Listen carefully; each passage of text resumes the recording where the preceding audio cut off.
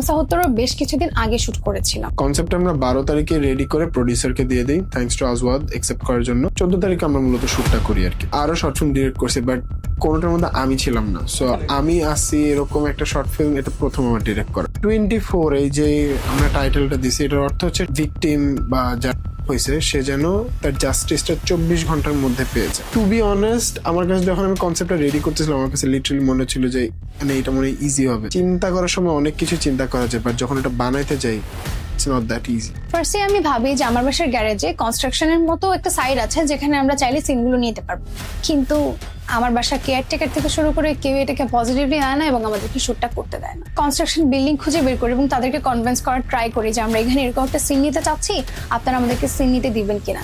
And result ছিল করতে দিবে না। আমরা ভাবি আমরা হয়তো বা আর কন্টিনিউ করতে পারবো না। আমরা মন খারাপ করে যখন বাসায় ফিরে আসি, লিফট বন্ধ থাকার কারণে আমাদেরকে সিঁড়ি দিয়ে উপরে আসতে হয়।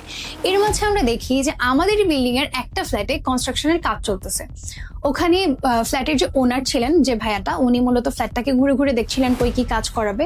আমরা তখন মিথ্যার আশ্রয় নেই যে ভাই আমরা একটা ভৌতিক একটা সিন নিব, আমাদেরকে যদি এখানে একটু সিনটা নিতে দিতাম। আমাদের আসলে খুব বেশি সময় লাগেনি। এর আগে আমরা বাসায়গুলো রিহার্সাল করে গিয়েছিলাম যাতে আমাদের ওখানে গিয়ে বেশি টাইম নিতে না হয়, কারণ মানুষজন যেভাবে আমাদের ঘুরে ঘুরে দেখতেছিল এটা আসলে খুবই উইয়ার্ড ছিল ওই সময়ের জন্য। উপস্থিত সবাই আমরা ভয়ে লিটারালি আমাদের হাত পা কাঁপছিল। আর আমরা ভাবছিলাম যে বাস্তবে আসলে যাদের সাথে এই ধরনেরটা হয় এবং যারা এগুলো করে তাদের কি একটু হাত পা কাঁপে না? ভিকটিমের রোল প্লে করছিলাম। আমার বেশ কিছু সিন ছিল যে আমাকে টেনে নিয়ে যাওয়া হচ্ছে, আমাকে মারা হচ্ছে, আঘাত করা হচ্ছে।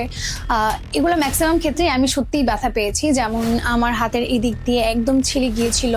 আমাকে জোরে জোরে থাপ্পড় দেওয়ার সময় সিনগুলোতে যখন আমাদের রিয়াকশনটা আসছিল না, তখন আমরা মূলত সত্যিকারই থাপ্পড় নেই এবং থাপ্পড়ের সাউন্ডগুলো সবকিছু রিয়েল। ইনডোরেও আমি চ্যালেঞ্জেস ফেস করেছি। বিশেষ করে আমার আম্মু ঘুরে ঘুরে দেখছিল, বারবার আমাকে রুমের ভেতর ডেকে নিয়ে বলতেছিল যে এসব কি শুট করতেছিস, এগুলো কোন ধরনের কাজ, এগুলো করার দরকার নেই, মান সম্মান নষ্ট হয়ে যাবে। একটা কথাই বলছি, আমি তো অ্যাক্টিং করতেছি, বাট বাংলাদেশের মেয়েদের সাথে এটা প্রতিনিয়ত হচ্ছে। যদি আমার সাথেও হতো তাহলে কি একই কথা বলতা? Thanks to everyone for this amazing notes. আমি প্রত্যেকটা ডিএমস এন্ড কমেন্টস পড়েছি এন্ড পার্সোনালি বলবো যে থ্যাংক ইউ, মানে অনেক ভালো লাগছে। আমি একটা কমেন্ট করি, আমার এই ভিডিওতে সাইদ রিয়াদ নামে একজন কমেন্ট করেছে, ভিডিও দেখে আরো হয়ে গেল। আর আমি যখন এই অসুস্থ মস্তিষ্কের মানুষের আইডির ভেতরে ঢুকি, ফার্স্টে আমি দেখতে পারি সে খুব ইসলামিক মাইন্ডের একটা মানুষ, অ্যান্ড সে খুব ইসলামিক রিলেটেড পোস্ট করে, সে হজও করে এসেছে, সে ছবি দিয়ে রেখেছে।